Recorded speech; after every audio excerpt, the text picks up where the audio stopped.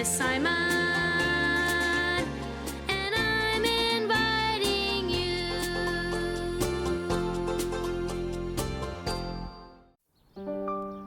Simon had seen a big tree in the park with lots of branches. He started to draw it on his chalkboard. But then Simon remembered he had to get to school. Upset that he couldn't finish his drawing, Simon scribbled right through it. Then he hurried off so he wouldn't be late. Passing by the fence on his way home from school, Simon heard a whistling wind. Perplexed and curious, Simon entered the land of chalk drawings. Simon almost didn't recognize Lily. "Nice hat," said Simon. Just then a whirling wind blew into them and away sailed Lily's hat. Lily was shocked. "My hat!" Simon and Lily ran after the hat, but the hat was soon gone from sight. Lily was discouraged. "That was my favorite hat," she told Simon. "We have to find it." Soon they saw the school teacher out taking a stroll with a parasol. They were about to ask her if she had seen Lily's hat when the whirlwind blew in and picked up the school teacher's parasol. She was quite dismayed. "We'll get it for you," Simon shouted, and he and Lily ran after the parasol. But before long, the parasol, like the hat, had disappeared from sight. They met up with some of the children on a picnic. Simon and Lily beamed. "We love picnics." And off they went with the children, still hoping they would somehow find Lily's hat. The children had just found a nice spot for their picnic when they heard a whooshing sound. Lily was alarmed.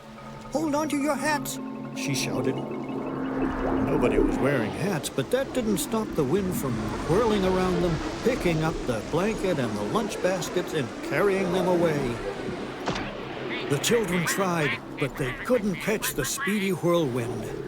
Suddenly, they heard a tremendous roar of a kind of music. The sound became louder and louder, and then they saw the musical instruments sailing toward them. When all the horns had flown by, the band members came running up. The band leader was quite distraught. "Our instruments! That whirlwind has them!" Simon was getting annoyed. "How can you stop a whirlwind?" he wondered. "I know," he said. "We'll set a trap." Simon ran home. Simon drew a windmill on his chalkboard and hurried back to the land of chalk drawings. Everyone was inspecting the new windmill. "It's a trap," Simon explained. "The wind loves windmills, and when it starts spinning the windmill, we'll jump out and grab it." But the wind was too strong. It sent the children spinning in the air. Simon realized he needed a new idea. "We need someone heavy enough that the wind can't pick up. But who?" "I know." Simon told the elephant about their predicament. The elephant was only too happy to help. When the whirlwind blew in, the elephant chased it and jumped and stomped on the end of the whirlwind. As it tried to get away, it unwound, stretching out into a very long, straight line. Simon grabbed the other end of the whirlwind and shaped it into a kite. Just then, Lily became excited. "Look, Simon."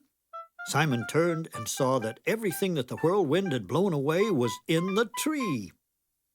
Lily held on tight to the kite string as Simon rode up until he could hop into the tree and pass down the instruments, the hat, the picnic baskets, the blanket, and the parasol.